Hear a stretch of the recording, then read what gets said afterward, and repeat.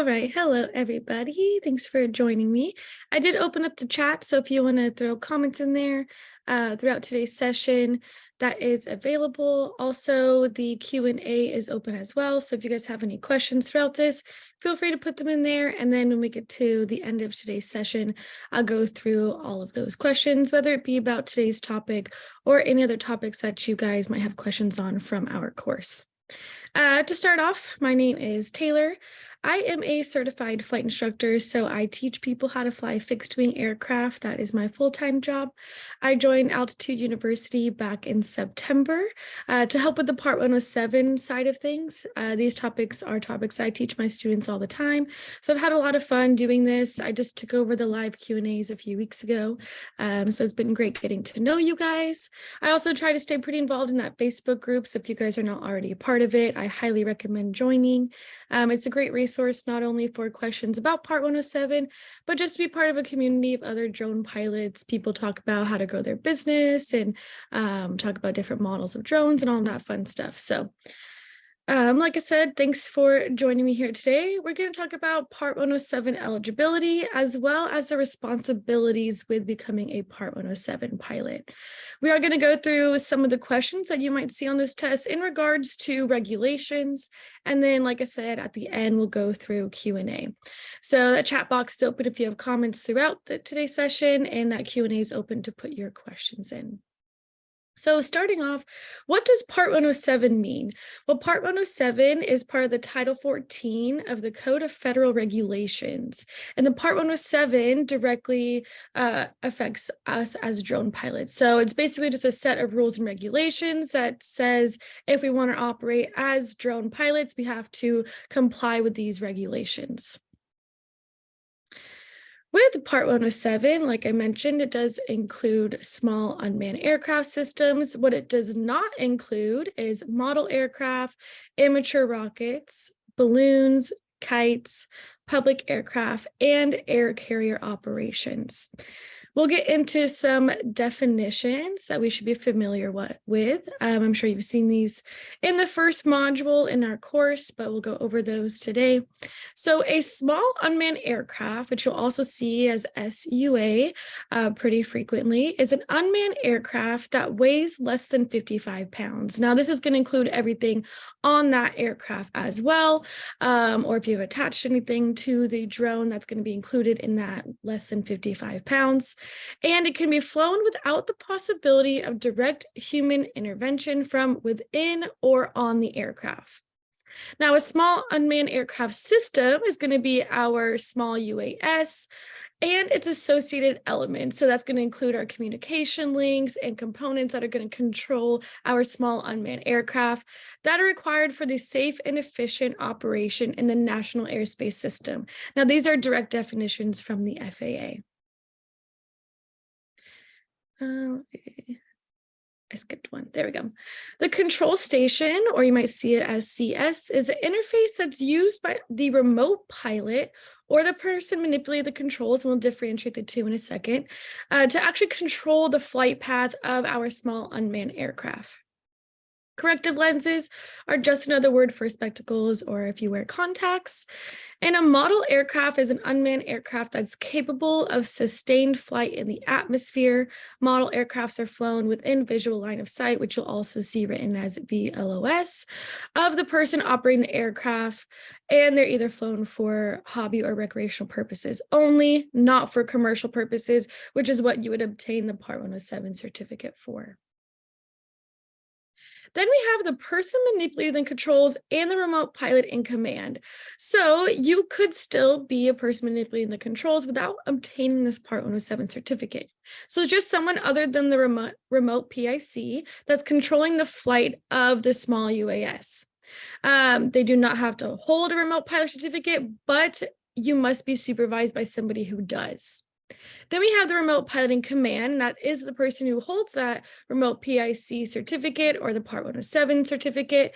And you as the remote PIC have the final authority and responsibility for all operations of that small unmanned aircraft. So you could be monitoring or supervising somebody who is flying the drone and you're acting as that remote PIC because you're the one who holds the certificate. If you guys do operate in that circumstance where you are the remote PIC, you must be able to intervene with the person manipulating the controls, whether that be you have one of these, which is called a buddy box system. So in a buddy box system, you now have basically two control stations, and you will have the ability to override the person manipulating the controls, whether you need to, if they're flying the aircraft in an unsafe manner or an emergency occurs, you're able to override the one that the person manipulating the controls is using. An unmanned aircraft, or UA, is an aircraft operated without the possibility of direct human intervention from within or on the aircraft. And then a visual observer is going to be the person acting as a flight crew member who's going to assist our remote pilot and the person manipulating the controls to see and avoid other air traffic that is either on the ground or up in the air. So in order to obtain a Part 107 certificate, you do have to be able to speak, read, and write English. You have to be at least 16 years old to obtain the certificate, and you also have to pass the test, which is what the course that we offer is for. So if you are already a pilot, so say you have a private pilot certificate, you hold a Part 61 certificate, then you do not have to take the Part 107 written test. What you have to do is go into the FAA safety website, which at the end of today's session, I'll pull that up to show you guys some other items on there as well. But if you already hold a pilot certificate, you just go onto their safety website and you take a course. It's about I think there's a few chapters in it. I've taken it myself. And then you take like a 25 question quiz at the end. You do have to get all the answers right.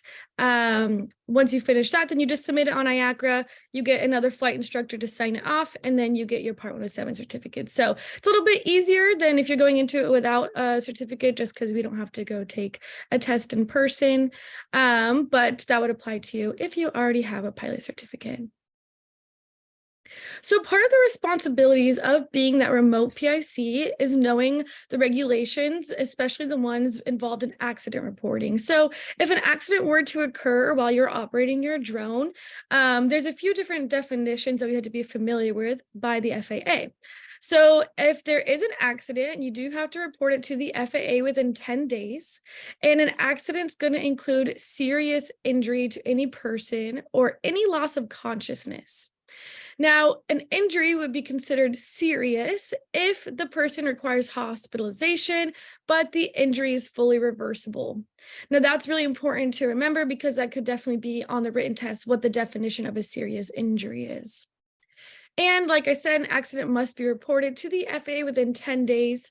If there's any damage to any property greater than $500 to repair or replace the property, whichever one is lower. So whether it's somebody that has to be hospitalized or you've caused damage more than $500, then it is considered an accident. You report it to the FAA, your local FSDO, within 10 days of the accident.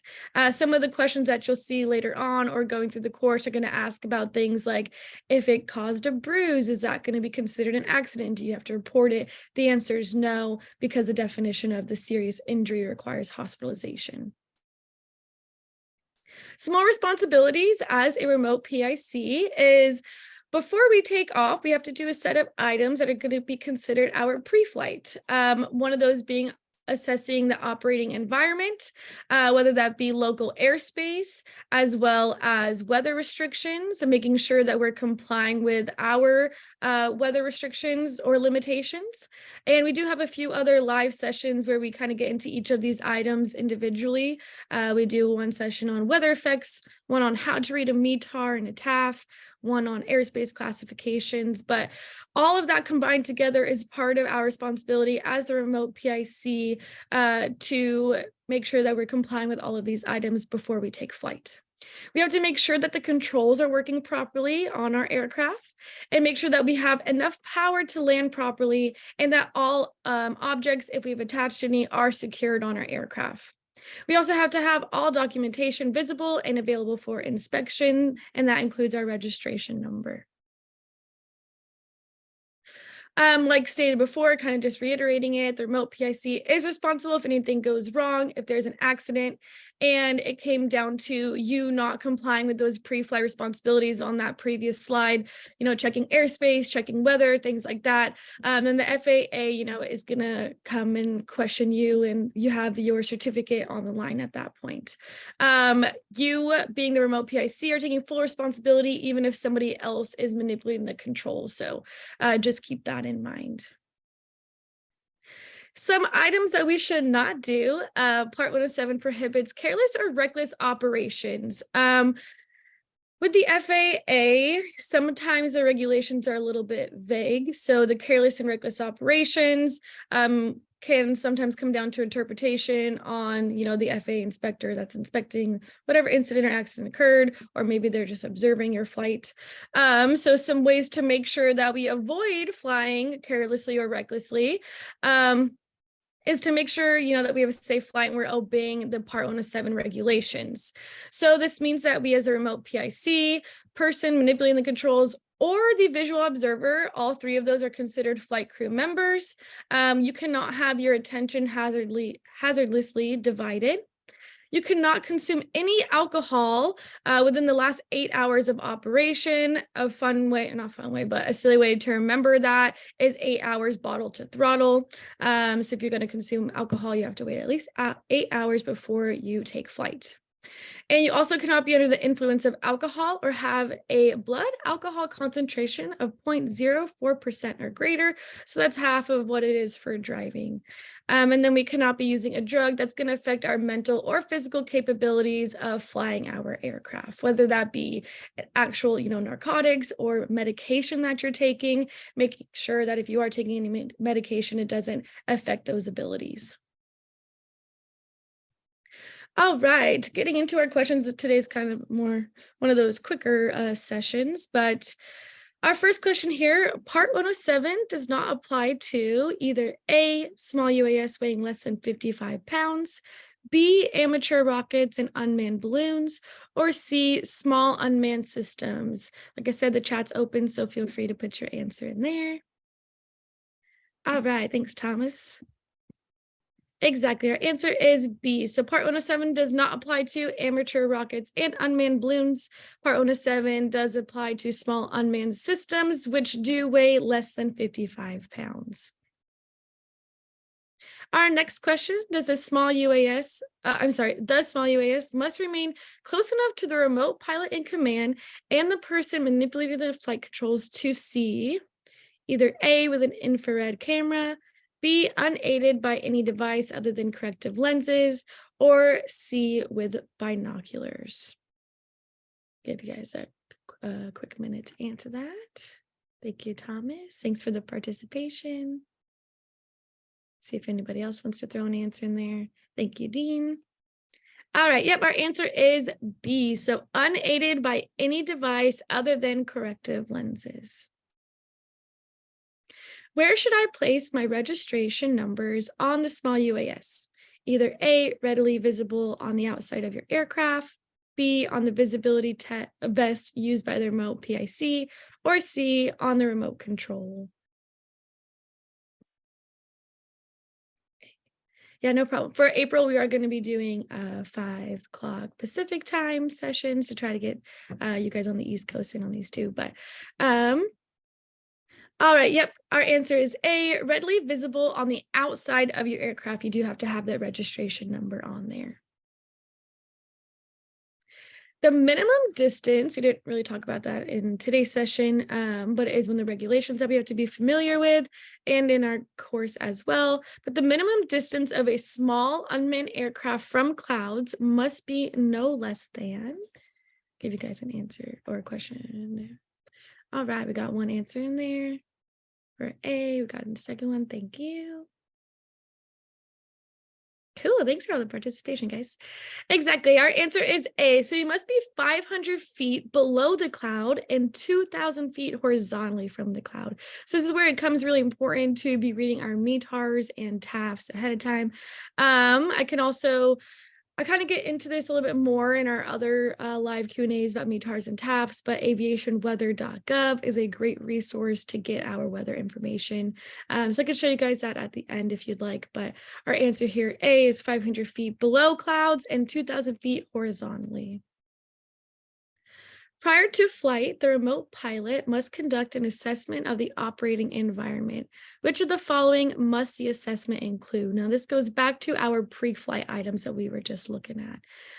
So either A, copy of the pilot's driver's license, B, remote control serial number, or C, current and forecasted local weather conditions. So some of the key words when looking at this question is it's asking about the operating environment. So that can kind of give you a hint as to what exactly it is that they're looking for. All right, thank you for all the answers. Our answer, here is C. So current and forecasted local weather conditions. So the question asks, conducting an assessment of the operating environment. So that's going to give you an idea. They're looking for the weather conditions. Like I said, these questions kind of get a little bit tricky because if you read this fast, you might think that they're asking what documents we need on board or on us.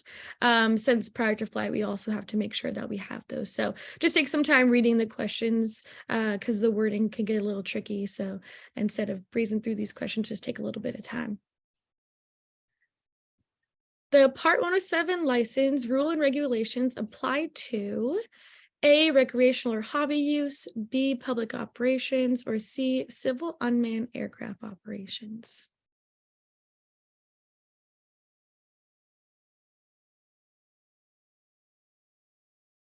Cool, thanks for all the answers. Yep, our answer here is C, civil unmanned aircraft operations. So if you're operating your drone, just for recreational or hobby purposes, and you probably aren't enrolled in our course since the purpose of Part 107 is for commercial operations. The remote pilots in command are required to complete the following surveillance prior to flight. A, keep the operation free of any non-participants. B, choose a populated area to get the best shots possible. Or C, ensure the visual observer knows it is his or her job to keep participants away from the proposed operation during flight. One of these is obviously not the correct answer, but I'll give you guys a second to put your answer in the chat. Awesome. Thanks, Dean and David. Our answer here is A, keep the operation free of any non-participants. So our visual observer is there to help aid in observing any traffic in the air or on the ground, but it is not their responsibility to make sure that participants not involved with the flight are free of the area. That does fall on the responsibility of the remote PIC. And our last question for today, the crew should not consume alcohol for how many hours before a flight? Awesome, thanks for the answers. Our answer is B, 8 hours. So that silly little way to remember it, 8 hours bottle to throttle. And to remember the blood alcohol concentration, 0.04%, half of what it is for driving. That was all of the questions for today. I did want to show you guys the FAA, why can't I exit this? There we go. Safety website really quick. So FAA safety, because one, if you're already a certificated pilot, this is where you would go to take the course. But the initial one here would be Part 107 small UAS initial for Part 61 pilots, but I also want to point this out because for recurrent training, you do need to do recurrent training every 24 calendar months as a Part 107 certificate holder. And they changed that recently because you used to have to go and retake the test every 24 months. And now you just go to this website and you would just go to Part 107 small UAS recurrent. So they made it a little bit easier on us. We don't have to pay, $170 for a test every 2 years. Now we can go to this website and do our recurrent training on here. I did just recently add to our little rotation of sessions session on the recurrent test as well as night operations. So I'll throw that in the queue here. But the recurrent training every 24 calendar months. Really simple. It's a course that you take, and then it has, I forget how many questions, I think 45 multiple choice questions at the end. You do have to get all the questions right in order to pass, but if you miss any, it lets you go back and fix your answer. So I just wanted to point that out to you guys. This is a great website to, one, create an account on because you will need it eventually, but two, I use it for other resources. I'm signed up for their emails. I kind of made a post about this in the Facebook group as well. But I get their emails because they post or they send out emails about things like GPS outages, which could affect us, as well as the really big TFRs or temporary flight restrictions. So, for example, if there's a VIP movement, like the president or vice president's coming into town, they'll send out a email about that TFR, or there was one for the Super Bowl as well. So it's just a nice way to kind of, stay in check with all that stuff and make sure that we're up to date on everything prior to flight, part of that pre-flight check. So it's a great resource to have. They also do seminars. I think I've seen a few for drones. Most of it would apply to manned aircraft, but it's definitely a good way to get involved and just, like I said, stay up to date. So that's what I've got for today. Like I said, it's kind of a shorter session on our responsibilities as remote pilots. Thanks, guys, for joining.